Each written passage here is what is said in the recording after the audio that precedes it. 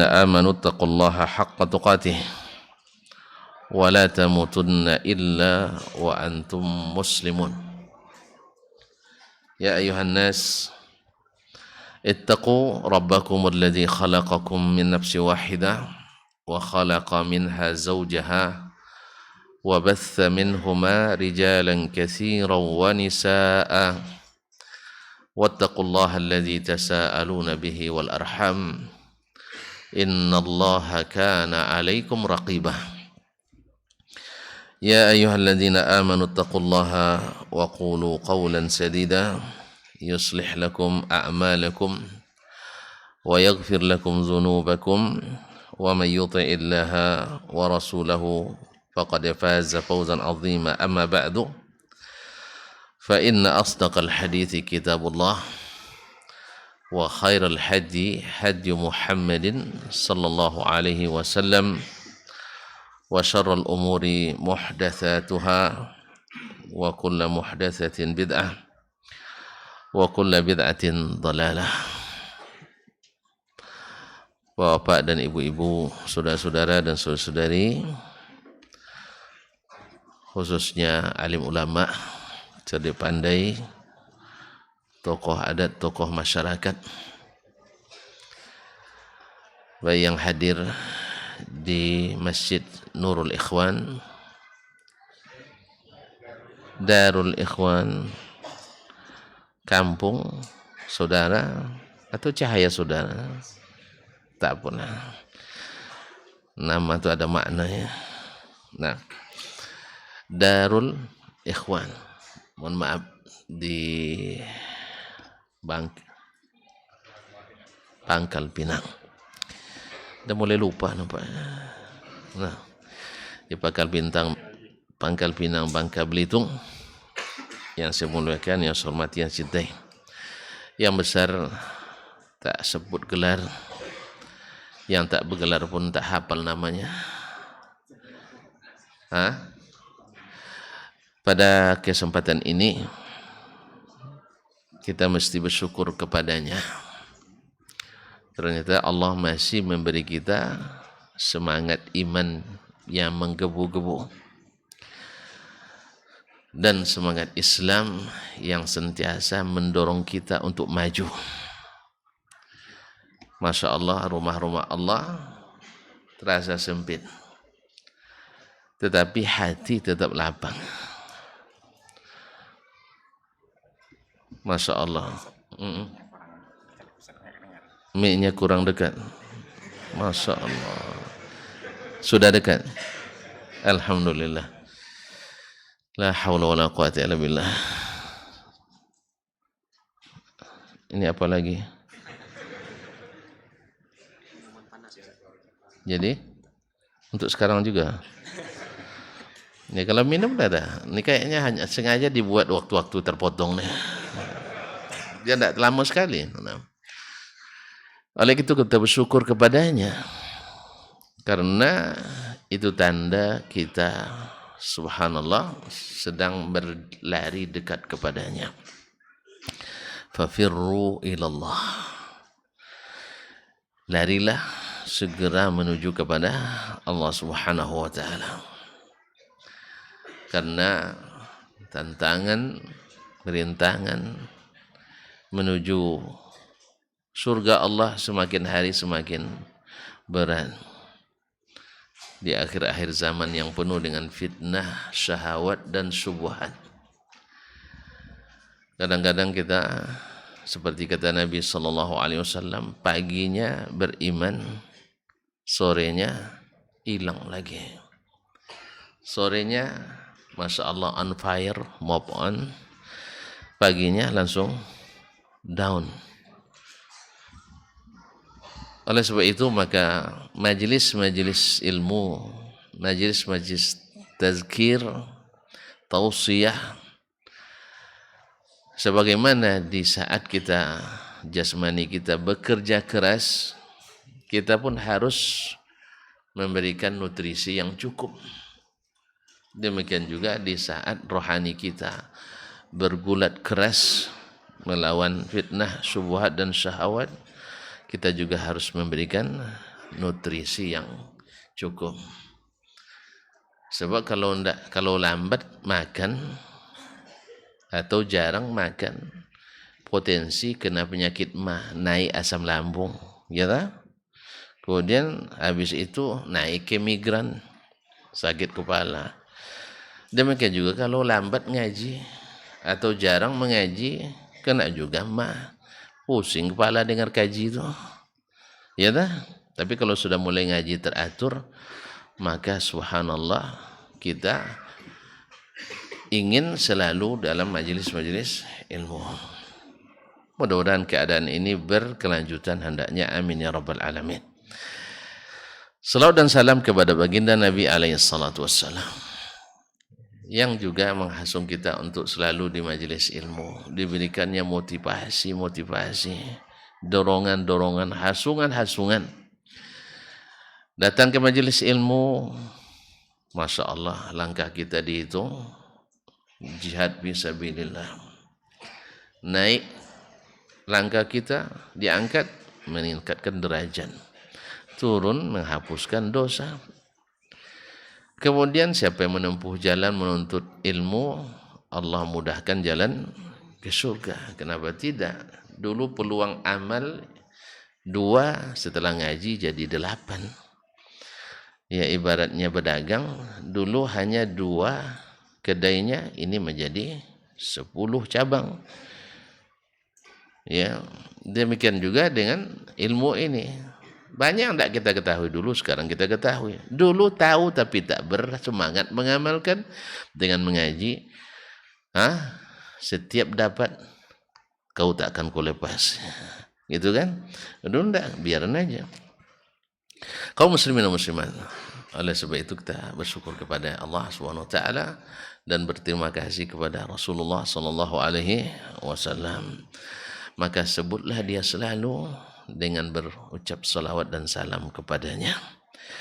Ma'asyiral kiram, sekali lagi saya juga minta izin para ustaz, para buya, para tuan guru, kiai, para haji, tokoh masyarakat untuk berbicara sebentar saja. Sebentar saja, tidak lama. Jangan tengok-tengok jam, tak terasa lama nanti. Jadi kalau sharing tengok jam lama. Jadi jangan tengok-tengok jam. Ya, lupakan dulu orang rumah. Ya, dia kan ada di belakang tuh. Ma'asyiral kiram dirahmati Allah. Kenali as-sunnah, kamu akan mengenali bid'ah. Tuan-tuan pernah ujian? Pernah ikut ujian? Kalau tidak pernah, tidak ada yang sekolah nampaknya. Pernah sekolah? Tayyib. Biasanya kalau kita di malam-malam atau menjelang ujian, rajin untuk menghafal, murajaah, membaguskan catatan, atau buat catatan juga sekali. Iya. Kaum muslimin dan muslimat, sekarang pertanyaannya, yang dihafalkan, yang diulang-ulang, jawaban yang benar atau jawaban yang salah? Yang benar nih bang, yang salah tidak dihafal. Kenapa? Iya, sebab kalau kita tahu jawaban yang benar, ya, kita tak terpengaruh oleh orang yang pintar atau orang pinter. Kan ada orang pinter, ada orang pintar, ya. Apa bedanya? Cari sendiri di media. Kaum muslimin dan muslimat, andainya saya menghafal jawaban benar, saya takkan pernah terpengaruh oleh orang yang cerdas dan pintar. Tapi kalau kita tidak hafal yang benar atau ragu pada yang benar, maka kita akan mudah terpengaruh oleh kecerdasan orang, kehebatan orang, dan seterusnya. Andainya kita ujian tentang rukun Islam, yang tidak hafal rukun Islam tolong tunjuk tangan, saya nak kasih hadiah. Tak ada yang berani, ya, penakut nampaknya. Iya. hadiahnya tidak sebanding dengan rasa malu kan. Allah musta'an. Kaum muslimin dan muslimat dirahmati Allah. Semua kita hafal rukun Islam 5. Sah? Nah, andainya kita diuji lagi sekarang, ujian untuk sesuatu kepentingan, lalu ada pertanyaannya, sebutkan rukun Islam ada berapa? Sejak ETK lagi rukun Islam ada, masih apa lagunya? Kaum muslimin ada 5. Lalu di samping kita atau di depan sedikit duduk teman yang masya Allah super cerdas, IQ-nya di atas rata-rata, juara umum pula sejak sekolah sampai tamat sekolah. Lalu kita tengok nyuri lihat kan, rukun Islam 15. Gimana? Terpengaruh? Enggak.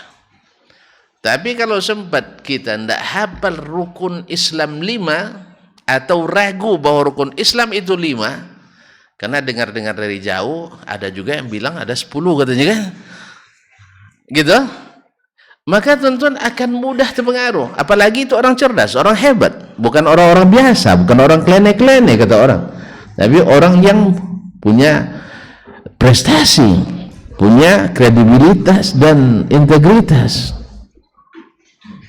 Tapi kalau antum yakin, antum tak berubah, tak akan berubah. Apa sebab?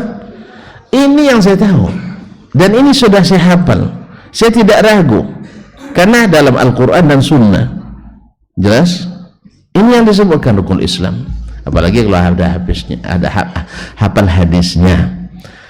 An Abi Abdurrahman Abdullah bin Umar bin Al-Khattab radhiyallahu anhu qala Rasulullah sallallahu alaihi wasallam, bunyal islamu ala khamsin, syahadati an la ilaha illallah wa anna muhammadar rasulullah wa iqamis salah wa ita'iz zakah wa sawmi ramadan wa hijjul baiti man istata'a ilaihi sabila, rawahu Muslim. Ahsan, masya Allah, masih hafal apa ya?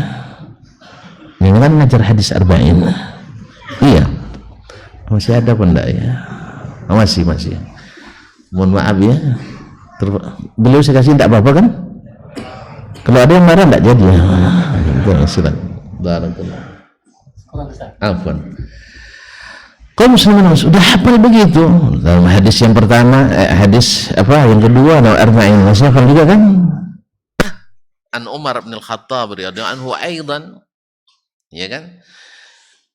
Kunna julusan inda Nabi sallallahu alaihi wasallam ذات يوم إذ طلع علينا رجل شديد بياض الثياب شديد سواد الشعر لا يرى عليه أثر السفر ولا يعرفه منا أحد حتى جلس إلى النبي صلى الله عليه وسلم فأسند ركبتيه إلى ركبتيه ووضع كفيه على فخذيه ثم قال يا محمد أخبرني عن الإسلام. قال الإسلام أن تشهد أن لا إله إلا الله وأن محمد رسول الله وتقيم الصلاة وتؤتي الزكاة وتصوم رمضان وتحج البيت إن استطعت إليه سعادة.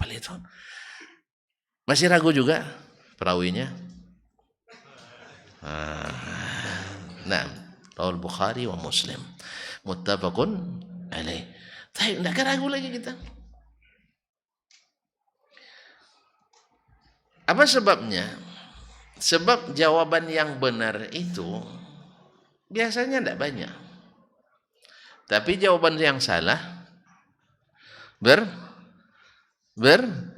bermacam-macam. Makanya kalau sudah bermacam-macam, ini orang banyak macam ini. Ini banyak macam.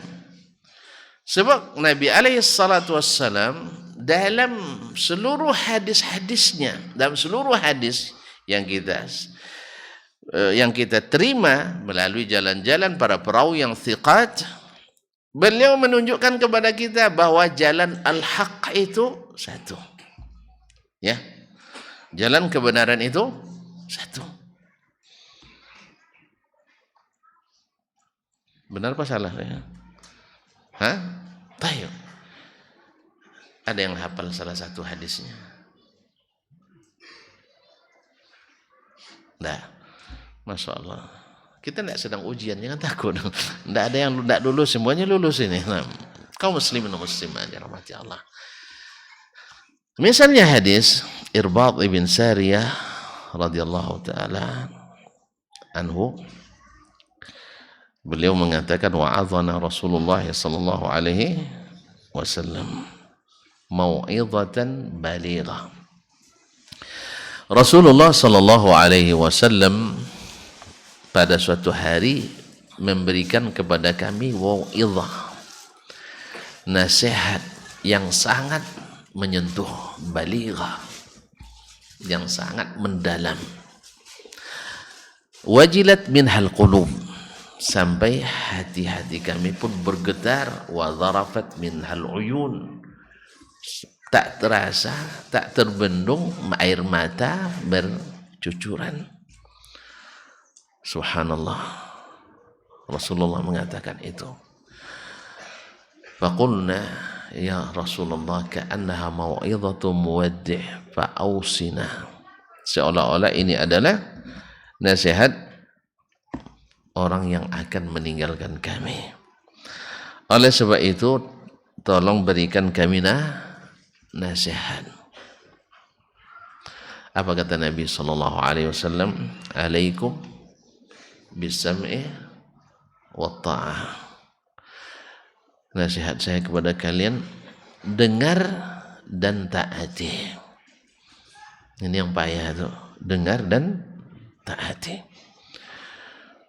Wa in ta'ammara alaikum abdun habasyi, sekalipun yang menjadi pemimpin kalian hamba sahaya.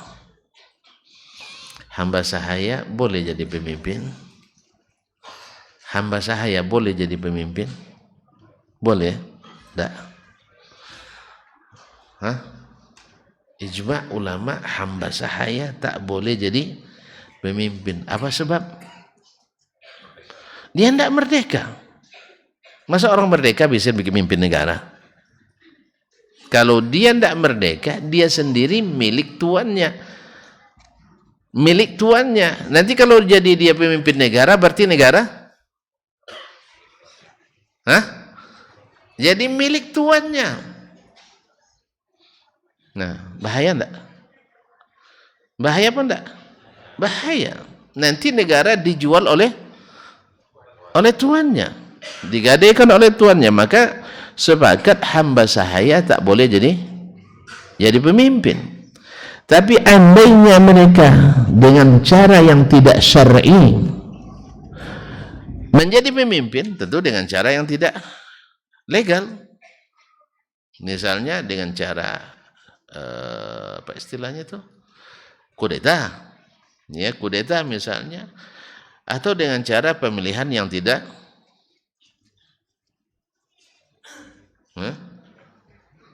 jujur dan adil misalnya. Jelas? Kan ilegal tuh. Ilegal dan tidak syar'i. Kalau sudah jadi pemimpin, wajib ditaati. Wajib. Apa kata Nabi SAW? Wa in ta'ammara alaikum abdun habasyi. Kecuali apa sekalipun yang menjadi pemimpin kalian itu hamba sahaya. Yang hamba sahaya itu tidak boleh jadi pemimpin, tapi jadi pemimpin juga. Maka oleh sebab itu, maka wajib tetap ditaati. Ma'asyiral kiram yang dirahmati Allah Subhanahu wa taala. Kemudian Nabi katakan, fa innahu may ya'ish minkum. Ya, karena Nabi akan pergi tadi ceritanya. Siapapun yang hidup di antara kalian setelahku, fasayara ikhtilafan katsira. Pasti akan melihat nih, pasti kata Nabi SAW, dan berita dari Nabi sidq mahad, pasti benar. Tonton belum lihat buktinya? Sudah lihat bukti atau belum? Sudah kan? Sudah apa belum? Banyak sekali ikhtilaf. Sampai-sampai masjid kadang tidak boleh dibangun oleh umat Islam sendiri. Sampai-sampai pengajian tidak dibolehkan oleh umat Islam sendiri. Sampai ada pengajian yang dipersekusi. Kalau saya ini ingatkan pada masa-masa jahiliyah dulu. Ya, orang jahiliyah suka mempersekusi kajian Nabi SAW. Jadi orang yang suka mempersekusi kajian belajarnya sama? Sama orang jalan dahliyah. Orang jahiliyah. Orang jahiliyah. Masyaallah kiram dirahmati Allah SWT. Mengaji itu yang mengingatkan pada Allah SWT. Yang dibaca Al-Quran, sunnah Nabi SAW. Lalu antum menjadi penghalangnya. Masjid itu diizinkan dibangun untuk didirikan zikrullah di dalamnya, untuk diramaikan. Ada pula sebagian orang, apa hentikan kajian? Ramai sekali ngaji katanya. Ada. Di Pekanbaru hari itu orang menghentikan kajian, apa sebab? Ramai, payah parkirnya. Risau dia tengok orang ramai mengaji. Jadi kalau bagus ngaji itu hanya 10 orang, 15 orang. Kalau ramai bahaya. Allah musta'an. Ini tidak pandai berpikir ini yang begini. Apa sebab kalau ramai sebenarnya potensi menjadi PAD. Tahu PAD? Pendapatan asli dayan bahasa sananya. Pendapatan asli daerah. Kalau di sekitar masjid itu ada yang jualan, insya Allah selepas kajian ada yang beli. Tapi kalau hanya 5 orang, 15 orang, paling-paling beli 3 orang. Tapi kalau sempat 150, minimal hinggap juga 15 orang. Yang kedua, kalau banyak anak muda mengaji di sini, ternyata ada pula anak mudi di situ. Anak-anak kita terlihat olehnya cepat juga dilamar orang. Yang ketiga, masjid semakin ramai, semakin banyak pahala pewakafnya. Makanya kalau tidak bisa ngurus masjid ramai-ramai, undurkan diri saja, jangan jadi pengurus masjid. Kalau perisau janganlah, karena masjid itu memang untuk diramaikan. Nama saja al-imaratul masjid, meramaikan masjid. Makanya al-baitul ma'mur, masjid yang diramaikan, itu di langit sana itu penuh setiap hari. Sampai-sampai malaikat satu kali saja dapat giliran dalam sepanjang umur dunia ini. Hanya sekali masuk tidak dapat masuk lagi. Ramai apa enggak tuh? Ramai. Awak enggak berkali-kali masih tetap juga bisa masuk. Nah, jadi antum penghalang masjid didirikan, antum sedang belajar pada orang jahiliyah. Nasallallahu alaihi wasallam wa afiyah. Kaum muslimin dan muslimat dirahmati Allah. Karena apa? Karena kalau masalahnya pemikiran yang berbeda, hadapi juga dengan pemikiran. Keyakinan yang tak sama mesti juga dijelaskan dengan dalil yang benar, bukan dengan adu otot. Kalau adu otak silakan, tapi jangan adu otot. Ma'asyiral kiram. Antum baperan nampak ya? Enggak ada. Enggak bawa perasaan lah. Sedih dengarnya enggak, alhamdulillah. Baik kaum muslimin dan muslimat dirahmati Allah, akan melihat perselisihan yang banyak. Perselisihan ikhtilafan katsiran, bukan ikhtilaf saja, ikhtilafan katsiran. Nah, apa obatnya? Nabi bilang, fa'alaikum bisunnati. Ikuti, hendaklah kalian berpegang pada sunnahku, wa sunnatil khulafa'ir rasyidin al-mahdiyin, dan sunnah para khulafa yang mendapat hidayah. Kita tahu kaum muslimin dan muslimat dirahmati Allah, generasi yang luput dari kesesatan, yang tak satu orang pun personilnya yang terlibat aliran menyimpang, hanya generasi sahabat. Hanya generasi sahabat, khususnya di masa al-khulafa ar-rasyidin. Tidak ada aliran sesat mereka terlibat. Oleh sebab itu Nabi suruh kita mengikuti jalan mereka. jalan mereka, yaitu jalan yang mereka sama-sama melakukannya, bukan ijtihad pribadi-pribadi. Kalau ijtihad pribadi itu lain. Tapi sepakat, misalnya sahabat sepakat melaksanakan suatu amal, lalu kita mengamalkan yang berbeda dengan mereka, lalu kita katakan kita kembali saja pada amalan para sahabat. Atau suatu amalan sepakat mereka meninggalkan, lalu diada-adakan oleh orang belakangan, padahal sebabnya ada di zaman itu tapi mereka tidak kerjakan, lalu dikerjakan oleh kita sekarang dengan sebab yang sama, berarti kita sudah masuk ke jalan ikhtilaf. Oleh sebab itu kaum muslimin dan muslimat dirahmati Allah, fatamassaku biha, pegang teguh, addu 'alaiha bin nawajis, gigit dengan gigi geraham kalian, wa iyyakum. Nah, Nabi tunjukkan solusi selamatnya sunnah. Sunnah siapa? Sunnah Nabi dan para sahabat. Lawannya apa? Wa iyyakum wa muhdatsatil umur. Jauhi hal yang diada-adakan. Perkara-perkara yang diada-adakan. Apa maksud diada-adakan? Tidak ada ibarat ini, tidak ada payung hukumnya, tidak ada dalam SOP-nya. Berarti diada-adakan. Ibarat sebuah tugas, suatu program, proyek misalnya, ini masjid ini dibangun dengan dana 50 miliar misalnya. Ini SK-nya dari tanggal sekian sampai tanggal sekian dengan hitungan 500 hari kalender misalnya, atau 500 hari kerja misalnya. Kemudian ini SOP-nya, kemudian ini besteknya. Lalu antum tambahkan dari berapa tadi? 50 miliar menjadi 56 miliar. Kira-kira ini tambahan diterima atau ditolak? Hah? Enggak ada orang pemerintahan di sini. Enggak ada. Pemeriksa pun tak ada. Ditolak atau diterima? Ditolak. Bahkan bisa-bisa digagalkan seluruhnya. Bisa-bisa digagalkan seluruhnya. Atau dengan biaya yang sama, lalu kita kerjakan tidak sesuai dengan bestek yang sudah ditetapkan. Yang sudah ada jadi temuan atau dapat apresiasi jadi temuan. Saya katakan kepada tuan-tuan dan puan yang saya muliakan, saya mengalami bekerja tanpa SK, tidak bergaji. Walaupun kerja dari subuh sampai tengah malam, lebih dari yang lain. Apa tidak bergaji? SK tidak ada.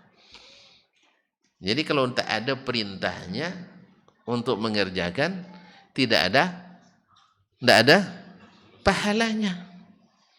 Atau ada perintah mengerjakan tapi tak sesuai dengan SOP yang ditetapkan, cair dana, sama pahala juga tidak cair.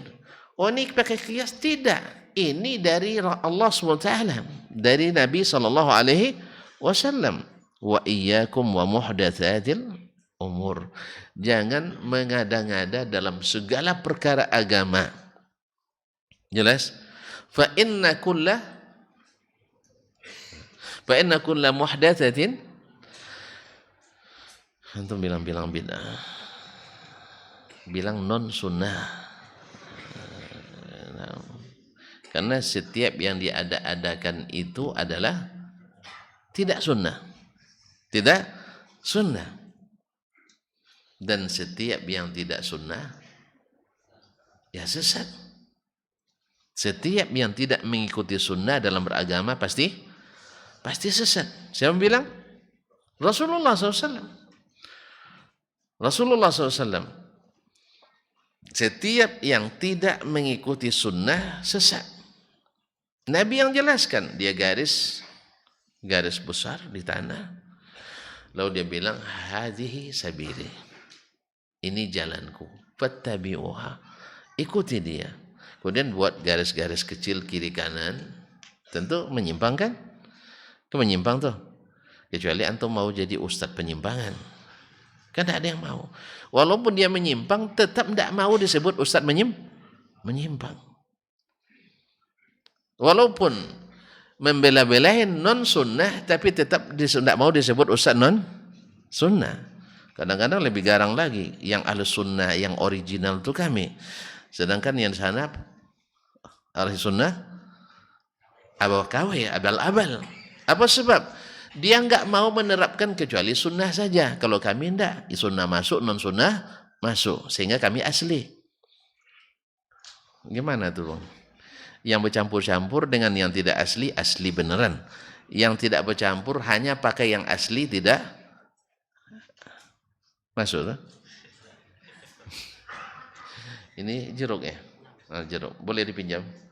Nah, ini jeruk asli apa tidak? Asli. Tidak ada campurannya. Ada campurannya. Dah kena semua. Jadi yang bercampur asli. Wah, di sini pun ada rupanya. Jadi yang bercampur asli. Yang tidak bercampur abal-abal. KW. Ini air asli? Tidak. Sebab tidak bercampur. Iya kan? Kalau ini asli karena bercampur. Rupanya memang sudah berbalik timbangannya. Jadi saya mengatakan, kalau menerima yang bukan sunnah, itu ahli sunnah asli. Sedangkan yang menolak selain sunnah, itu namanya ahli sunnah KW. Baik, kaum muslimin dan muslimat. Begitulah subhanallah, yang asli ahli sunnah mencampurkan yang sunnah dengan bukan yang sunnah. Mengikuti berbagai jalan dan aliran. Tapi tak mau disebut ustadz aliran. Sebab aliran hanya satu di Riau aja adanya. Namanya ustadznya ustadz aliran memang. Yang lain kan tidak ada yang mau dibilang ustadz aliran. Kan ada ya. Walaupun membuat aliran. Tidak ada yang mau disebut dengan ustadz menyimpang. Walaupun jalannya menyimpang. Kenapa? Saya tahu jawabannya. Sebab tak satu pun orang yang tersesat jalan berniat tersesat. Pernah sesat jalan? Pernah tersesat di jalan? Kok ragu jawabnya? Bukan tersesat beragama, maksud di jalan. Pernah? Antum berniat sesat? Hah? Tidak ada yang berniat sesat. Tidak ada satupun kita yang berniat sesat. Makanya semuanya selalu niatnya baik. Asal baik pasti diterima Allah. Kan niat baik. Tidak ada satupun aliran sesat mengatakan nawaitu an adhillah. Saya berniat untuk sesat. Enggak ada. Maka sering di musim haji kami waktu jadi mahasiswa di Madinah, nampak nenek-nenek itu kan dia punya pengenal kan. Punya kadang pakai kacu. Kita kadang ada yang kenal, ini pasti ini orang Jawa Timur misalnya. Dia mengarah ke tempat yang tidak ada orang Jawa Timurnya di situ. Lalu kita assalamualaikum nenek sesat jalan, enggak katanya. Enggak mau dia ngaku. Akhirnya pusing-pusing dia di situ, cari-cari. Enggak juga nanya sama orang Arab. Mana tahu orang Arab bahasa Jawa Timur. Awe yang nak coba menerangkannya dengan bahasa Indonesia, dia payah juga memahami. Enggak mau dia ngaku. Tapi sama orang Arab ngaku dia, malu dia sama kita.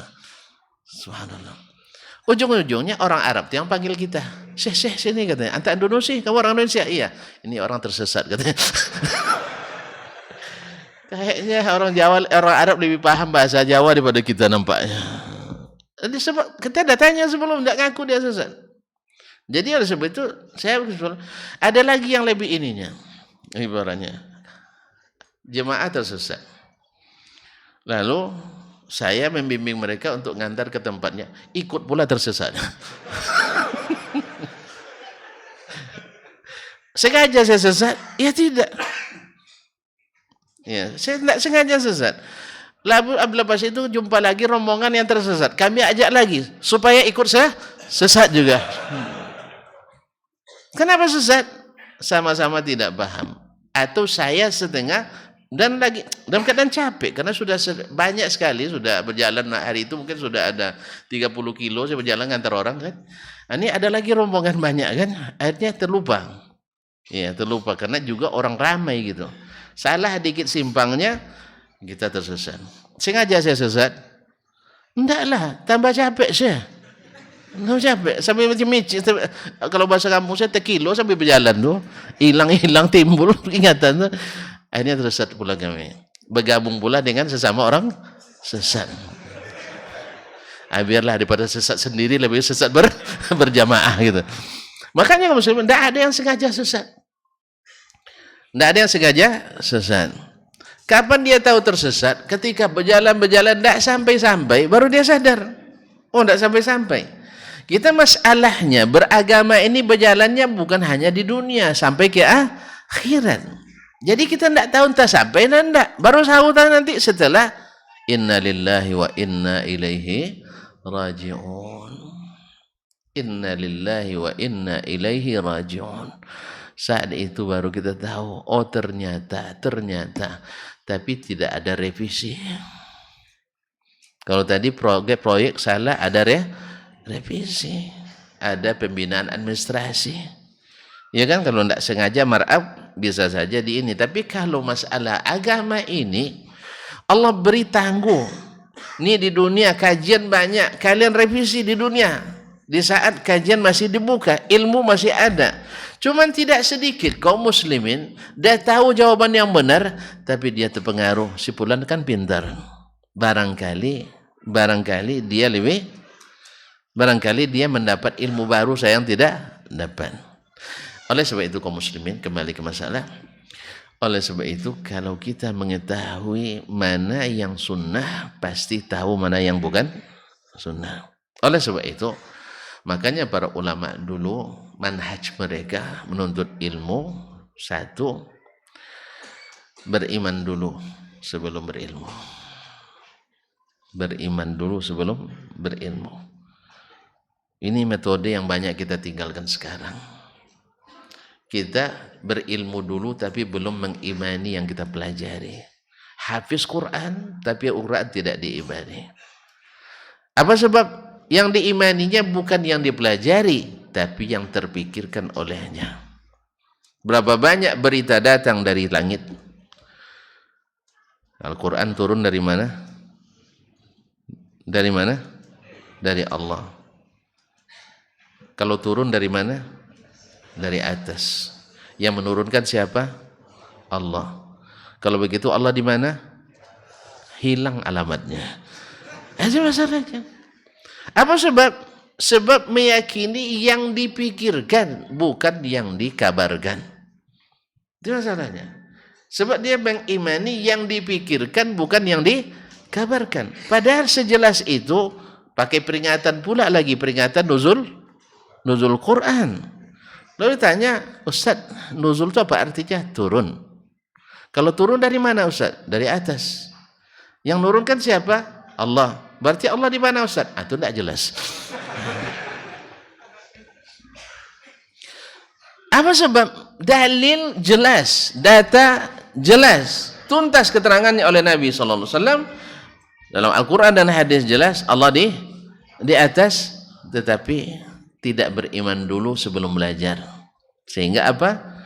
Karena kita sudah meyakini dulu sesuatu sebelum mempelajari Al-Quran dan Sunnah Nabi sallallahu alaihi wasallam.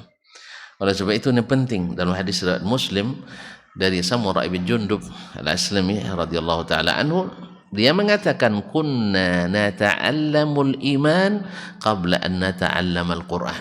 Kami belajar dulu iman sebelum belajar Al-Quran. Thumma ta'allamna Al-Quran fazdadna ilma. Kemudian kami belajar Al-Quran, bertambah iman kami.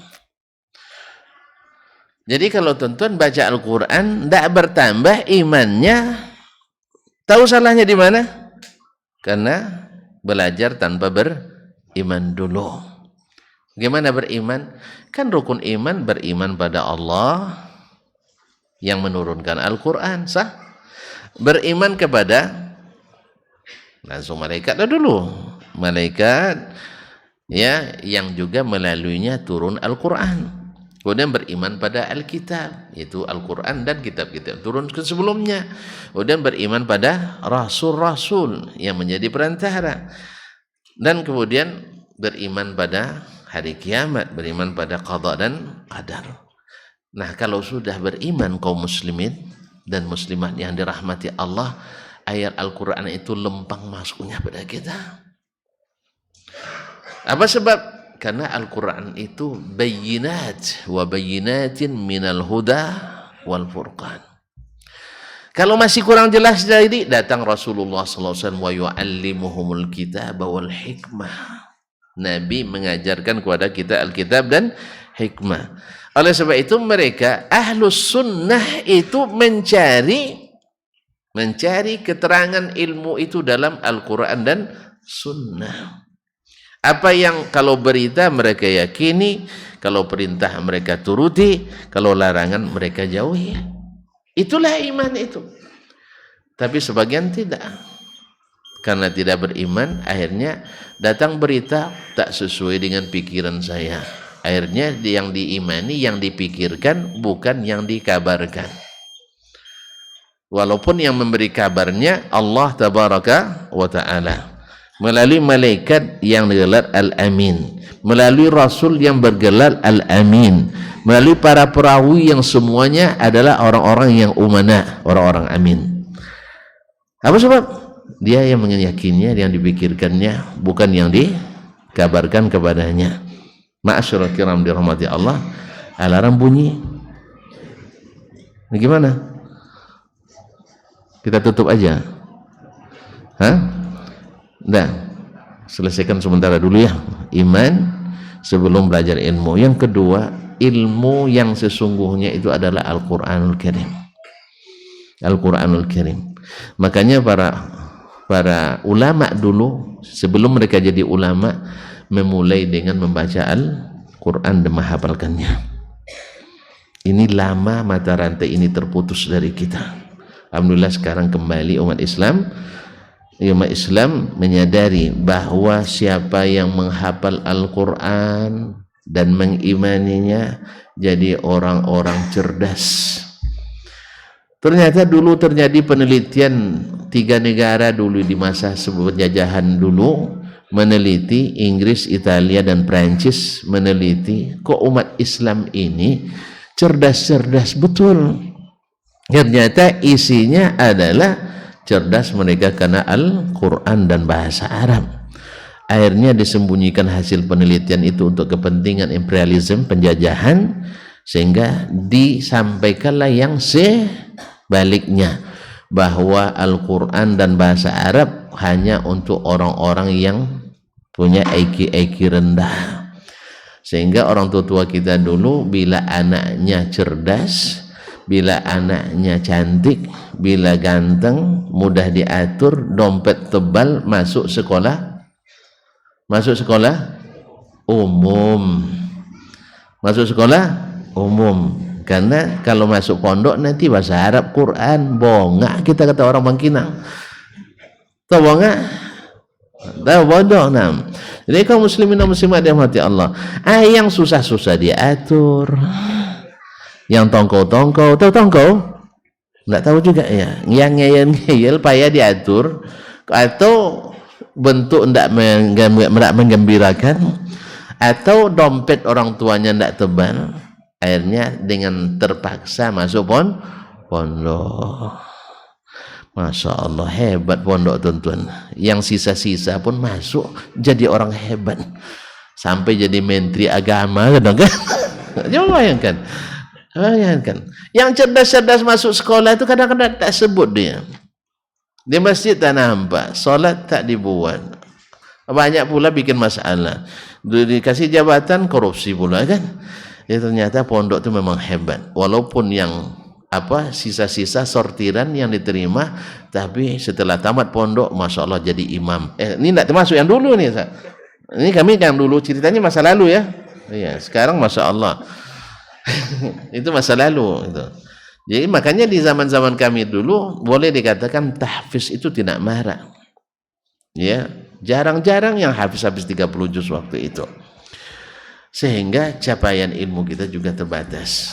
Alhamdulillah sekarang umat sudah tahu bahwa kita ditipu oleh penjajah, bahwa bahasa Arab membodohi kita, Al-Quran membodohkan kita, ternyata sebaliknya. Mereka mengakui tapi mereka sembunyikan. Masih juga kita percaya bahwa mereka menghendaki kebaikan bagi agama kita. Nasallallahu alaihi wasallam. Oleh sebab itu Al-Quran. Setelah Al-Quran mereka mulai dengan As-Sunnah dan diusamakan As-Sahihah. Sunnah-sunnah yang sahih. Setelah itu baru mereka masuk ke memahami, mendalami dengan ilmu-ilmu disiplin ilmu yang belakangan sebenarnya sudah ada tetapi dibuat atau keedah-keedahnya di kalangan ulama belakangan.